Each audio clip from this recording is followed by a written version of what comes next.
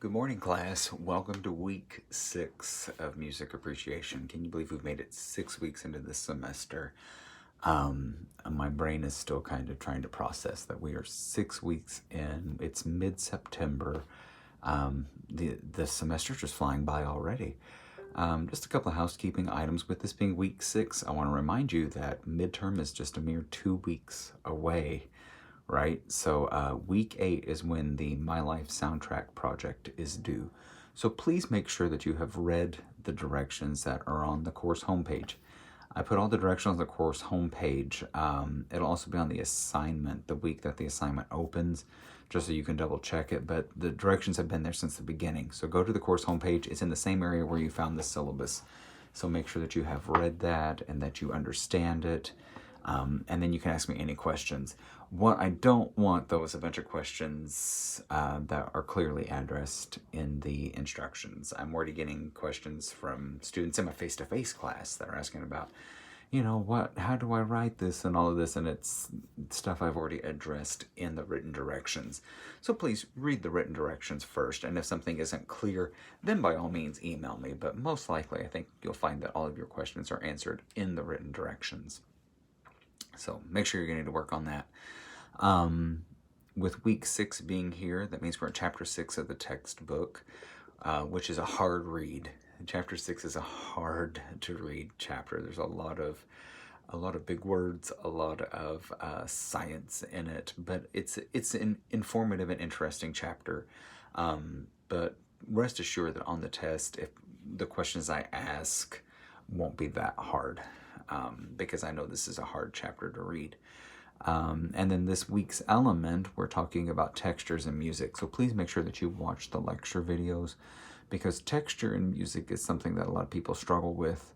And I want you to make sure that you feel more confident talking about it. Just rest assured that most music that you listen to rests in that homophonic texture.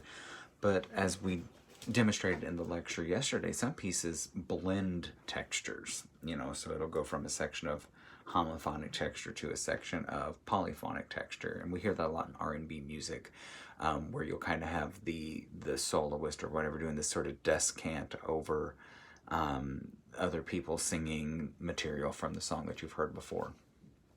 So make sure you watch that lecture video. There'll be a new one posted Wednesday for the Wednesday lecture.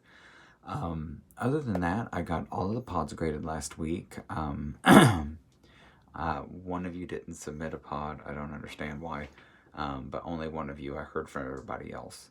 I want to kind of give a shout out I had one student who, when talking about the dynamics of their song, wrote a really nice statement about it. And they said, I felt like it started out piano, but there were other parts I thought were loud, maybe forte, and that is getting the idea right there. That is beautiful.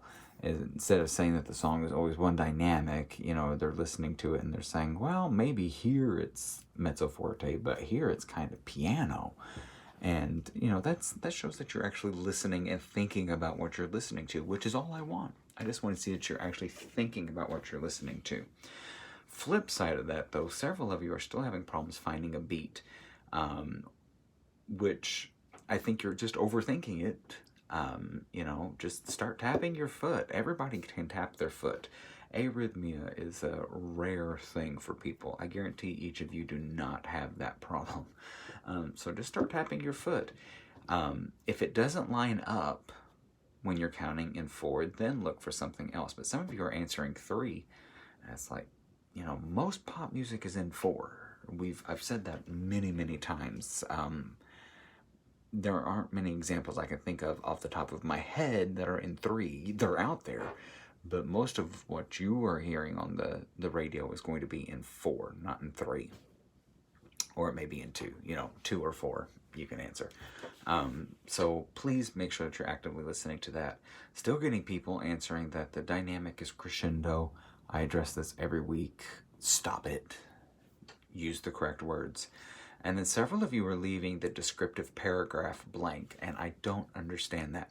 The very last task that you were asked to do on these pods is to describe your song to somebody who's never heard it but use the elements that we've learned. So, you know, last week we were up to 5 elements. So you should have been able to describe the song in terms of those 5 elements. Several of you were not doing that. Now this week we're up to 6 elements. The reason why I created the chart above is so that you can just go back there and say, okay, here was the timbre section, and then here's where I determined what the meter and what the tempo was. And you just basically take that information that you know, compartmentalized up here and write a narrative about it below it so that it sounds conversational.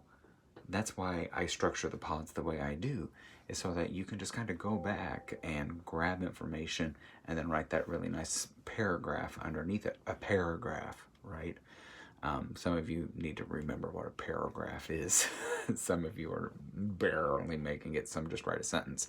So I'm getting a little bit more hardcore on the grading, especially when it's something that I keep addressing week after week after week, and it's not getting any better. Then I grade a little bit harder. But some of you, most of you are doing really well. Most of you are making A's on these assignments, and that's the goal, right? Is to make a good grade, just to be conversational. I don't expect you to walk out of here being expert musicologist. I just expect you to walk out of here being conversational. So keep up the good work. There's a quiz this week and a pod. Make sure that you're ready to post your 2 response posts tonight by 11:55 p.m. And yeah, keep up the good work. As always, if you have any questions or anything, shoot me an email and I will get back to you as quickly as I can. But other than that, I will see you next week. Bye.